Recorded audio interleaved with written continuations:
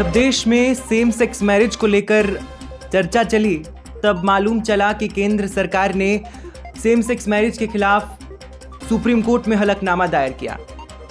जब देश का सर्वोच्च कर्ता धर्ता, अगर हम सरकार को कहें तो गलत नहीं होगा, वो ऐसे विचार रखता है तो ज़रा उस बच्चे के आप सोच कर देखिए जो अपनी ज़िंदगी के एहसास लेता है और उन एहसासों के भीतर जब उसको मालूम चलता है कि समाज के साथ साथ उस देश की सरकार भी उसकी बात सुनने को तैयार नहीं है, तो सवाल ये उठता है कि आखिर उस बच्चे की आवाज़ कौन सुनाएगा और कौन समझेगा।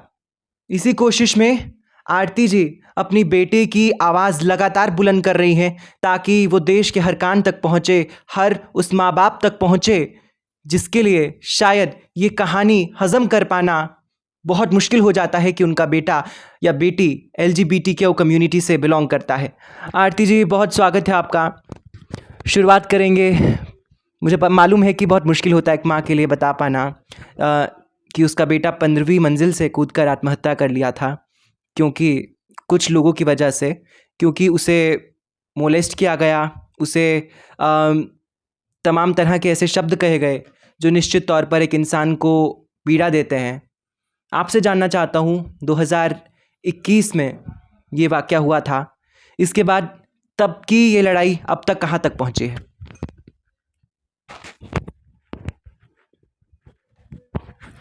नमस्कार। आरवी मेरा बच्चा 16 ईयर का प्यारा सा, बहुत ही सुंदर, आर्टिस्टिक, इंटेलिजेंट, बहुत ही हैंडसम, बहुत ही सुंदर बच्चा मैंने खोया। और वो ज़िंदगी जीना चाहता था, वो बहुत ही अच्छे से आगे बढ़ना चाहता था लाइफ में, बहुत कुछ करने के उसके सपने थे। उसने जीने की पूरी कोशिश की, आखिर दम तक लड़ने की कोशिश की समाज से। जब उसके साथ स्कूल में बुली हुआ, कुछ नहीं था उसका शौक़, उसका ड्राइंग करना, आर्ट करना, उसका ज्वेलरी बनाना, ज्वेलरी पहनना, ये चीज़ दुनिया को बर्दाश्त नहीं हुई, उसके दोस्तों को बर्दाश्त नहीं हुई, स्कूल के टीचर्स को बर्दाश्त नहीं होती थी। तो वो उसको रोकते थे, मना करते थे, चिढ़ाते थे, गलत नामों से बोल के बुलाते थे। तो ये जो अलग अलग बांट दिया गया है ना कि ये चीज़ लड़के की है, लड़की की है, तो ये उससे बहुत बच्चों की मेंटल हेल्थ पे बहुत असर पड़ता है, सबसे पहली बात। तो वही चीज़ें आरवी के साथ हुई, और जो चिढ़ाते थे लड़के, उनकी इतनी हिम्मत बढ़ती गई कि एक दिन उन्होंने उसके साथ उसको असॉल्ट किया फिज़िकली। उसके साथ सेक्सुअल हरासमेंट हुआ स्कूल में। किसी ने मुंह पे पट्टी बांधा, किसी ने उसका मास्टरबेट किया उसके ऊपर, किसी ने कुछ किया, किसी ने कुछ किया। और ये हरकतें उसके साथ कई सालों से थोड़ी थोड़ी करके हो रही थी, और वो धीरे धीरे भयानक रूप ले लेंगी एक दिन, और उस बच्चे की मेंटल हेल्थ इतनी ख़राब हो जाएगी, मुझे मालूम भी नहीं था। अचानक से ये सब हुआ। लॉकडाउन था उस समय, ये बातें खुल कर के आई सामने। और उसके बाद आरवी की मेंटल हेल्थ में काफ़ी गिराव आया कि उसको परेशानी की वजह से, डिप्रेशन की वजह से उसको पैनिक अटैक होने लगे, और ऐसा लगता था कि जैसे पता नहीं क्या ही हो गया मेरे बच्चे को, मैं ठीक भी कर पाऊँगी कि नहीं। फिर वहीं से डॉक्टर्स वगैरह का ये स्टार्ट हुआ, ट्रीटमेंट लेना करना। तो 2 ढाई महीने के अंदर बहुत अच्छे से चीज़ें हमने कंट्रोल करी, आरवी ठीक हुआ, उम्मीदें जागी, दोबारा से एक दुनिया खूबसूरत हमारी बनने लगी।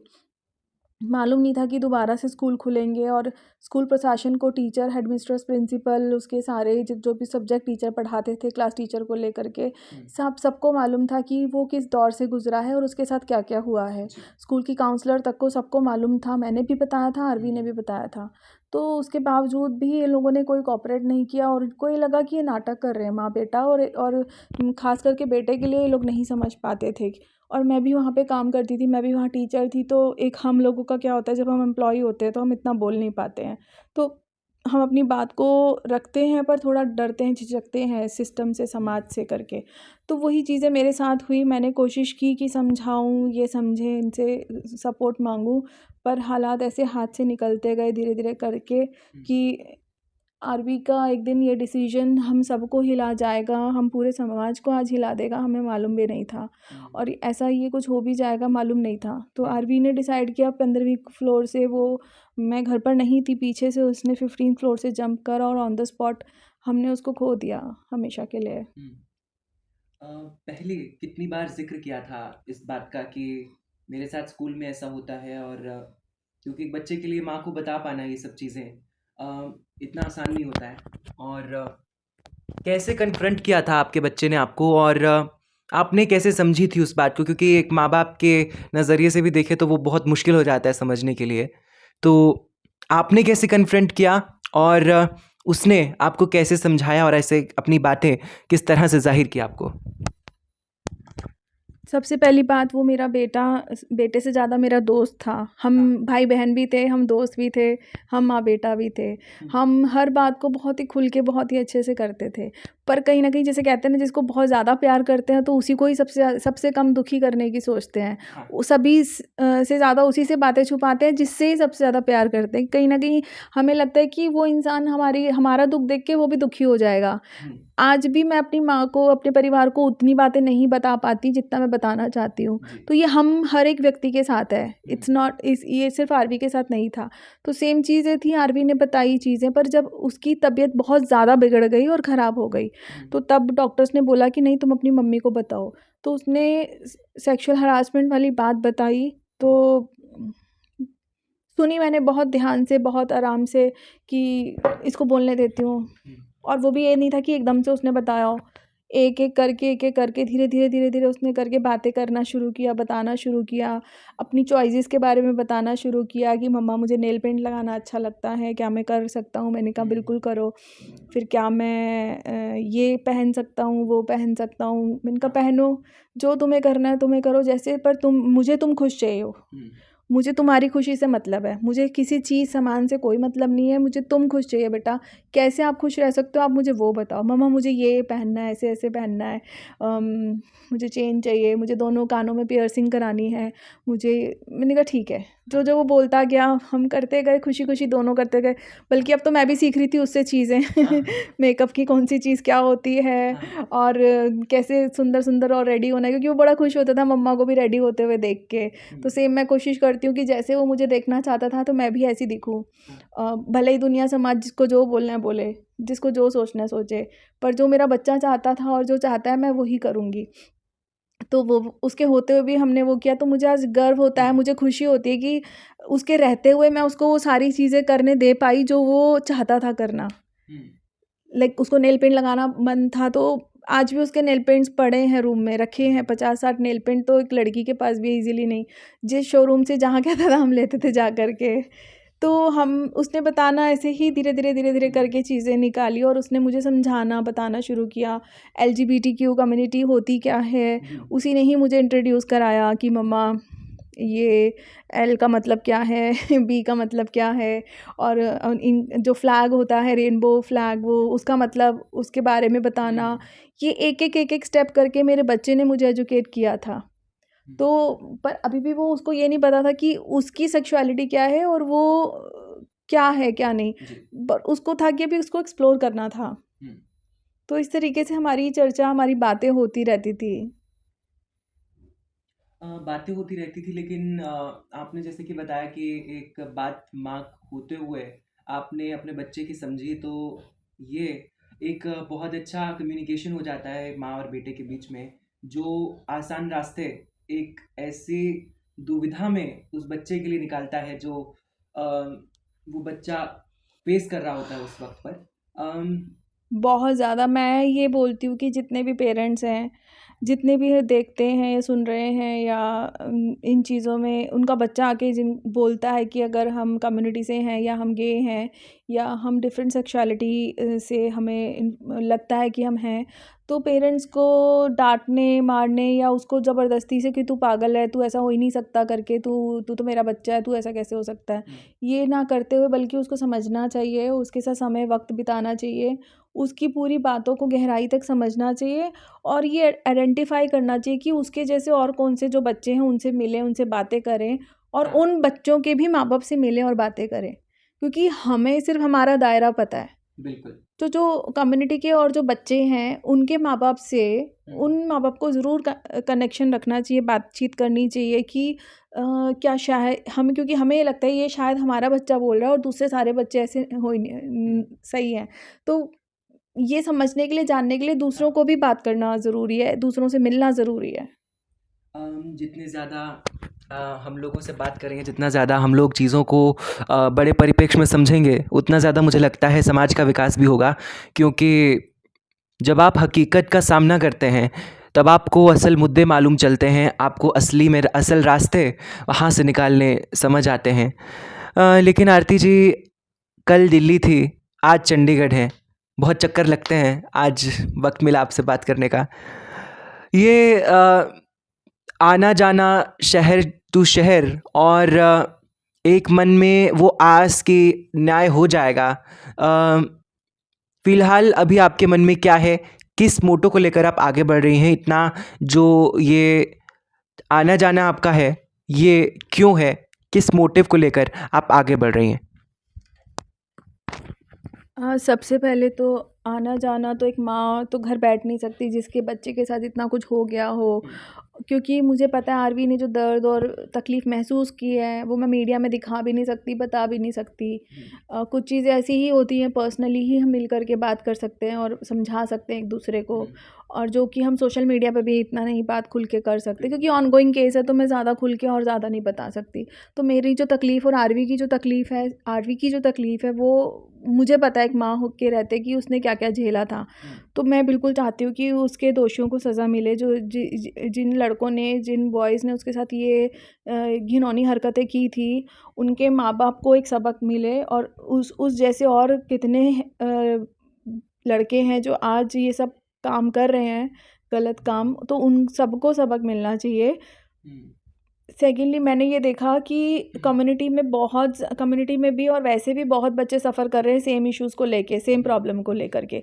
जितने भी LGBTQI+ कम्युनिटी के बच्चे हैं, जो भी क्यूअर बच्चे हैं, उनको इस हरासमेंट से, इन तकलीफ़ों से, सेम ही तकलीफ़ों से गुज़रना पड़ता है। उनका ये ज़िंदगी का एक पार्ट सा बन चुका है कि मैं आज कितने बच्चों से मिल चुकी हूँ, हज़ारों बच्चों से। मैं उनकी कहानी सुनती हूँ, मैं उनसे बातें करती हूँ, उनकी बातें समझती हूँ, तो मुझे सबकी बातें सेम लगती हैं जो आरवी कहता था। तो ये एक एनर्जी है जिसने मुझे ज़िंदा रखा हुआ है। ये एक कारण है और कि जो मैं ज़िंदा हूँ आज, जो मैं ये कर पा रही हूँ, इतना आना-जाना या इतना स्ट्रगल, या एक प्रशासन से, एक सिस्टम से अगर मुझे उम्मीद है, तो मुझे सिर्फ़ आरवी के लिए नहीं, आरवी जैसे और हज़ारों बच्चे जो आरवी पीछे छोड़ गया है, मिलियन बच्चे जो पीछे छोड़ गया है, उनके जीवन में कुछ बदलाव पॉज़िटिव आ जाए, अगर हमारा कानून कोई अच्छा लॉ निकाल दे, कोई अच्छी गाइडलाइंस निकाल दे, या आरवी को जस्टिस दे दे। क्योंकि ये सारे बच्चे मुझे बोलते हैं कि माँ, अगर आप हार गए तो हम हार जाएंगे, और अगर आरवी को जस्टिस मिलेगा तो ऐसा लगेगा हमें जस्टिस मिल गया। तो वो जो उनकी एनर्जी है, उनकी जो बातें हैं, उनका जो सच है, वो मैं जानती हूँ, क्योंकि मैंने उसको बहुत करीब से समझा है, और मैं समझती रहती हूँ और मैं सुनती रहती हूँ। और मुझे इतना विश्वास है कि आरवी को और आरवी जैसे सारे बच्चों को जस्टिस ज़रूर मिलेगा। मुझे जुडिशरी पे अपनी पूरा विश्वास है। तो ये विश्वास ना टूटे एक माँ का, अब ये तो फैसले के बाद मालूम चलेगा। बिल्कुल। लेकिन कहते हैं कि ईश्वर के घर में फैसले के लिए आपको कोर्ट का इंतज़ार नहीं करना पड़ता। भगवान समय आने पर सही फैसला सुनाता है। लेकिन कहते हैं हकीकत का सामना करना बहुत ज़रूरी होता है। हकीकत ये भी है कि आरवी जो बच्चा था, उसे अगर उस चीज़ का ज्ञान उसने आपको दिया, तब आपको मालूम चली चीज़ें। उन बच्चों की भी बात कर लेते हैं जो अज्ञान होकर स्कूल में उस बच्चे के साथ ऐसा व्यवहार कर रहे थे। स्कूल बुनियाद होता है एक बच्चे की, और ऐसे में वो सही ज्ञान उस बच्चे के भीतर डालना बहुत आवश्यक हो जाता है। तो मैं आपसे समझना चाहता हूँ कि हर बच्चे के लिए स्कूल में ऐसा कौन सा करिकुलम हो, ऐसी कौन सी चीज़ें हो जो उसके मन में हर इंसान के लिए एक रिस्पेक्ट जगाए, और वो सम्मान की नज़र से हर किसी को देख पाए, और जैसा आरवी के साथ हुआ, जिस कारण से उसे इस सब के थ्रू जाना पड़ा, वैसा ना हो। आप पानी पी लीजिए एक बार, पानी पी लीजिए, इट विल बी नाइस।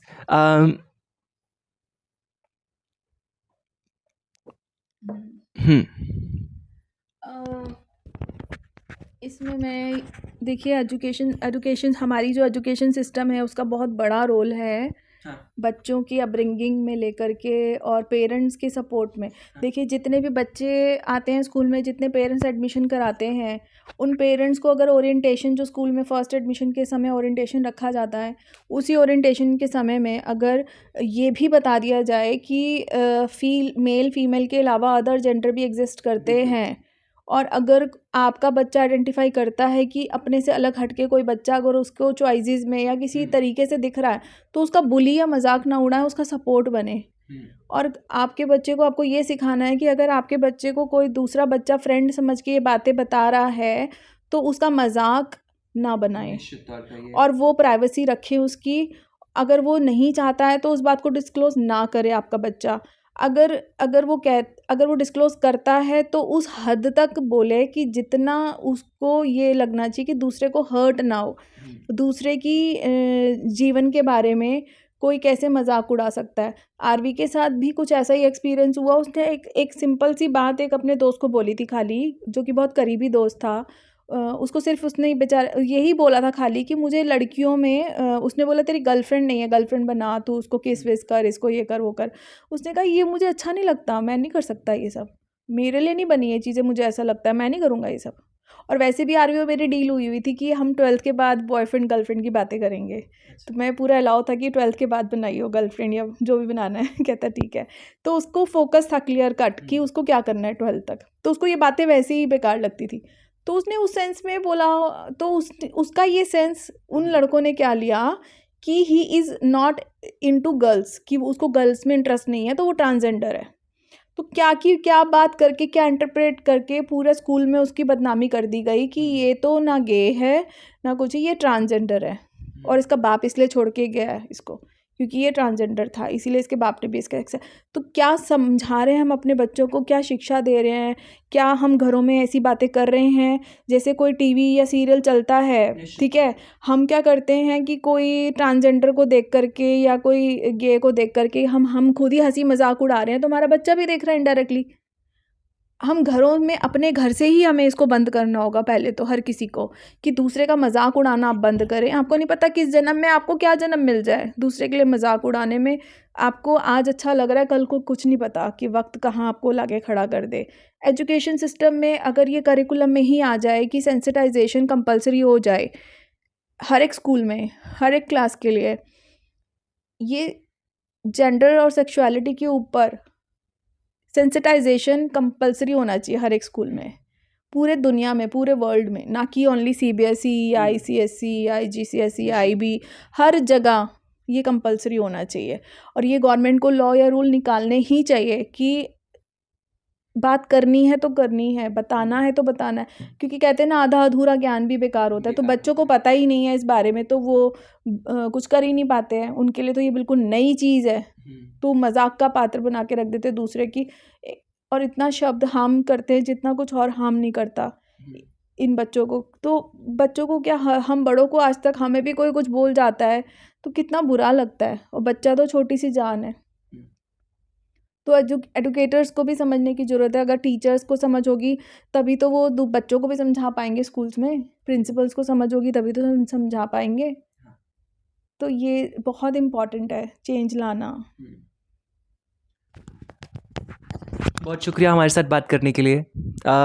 सवालों की एक लंबी फहरिस्त है जो आपसे पूछने का था, लेकिन मुझे लगता है कि आपने अपने शब्दों में उस पूरी कहानी को बयां कर दिया और उन तमाम सवालों के जवाब दे दिए, जो मुझे लगता है कि इसके बाद ज़रूरत नहीं मांगते हैं और सवाल बनने की।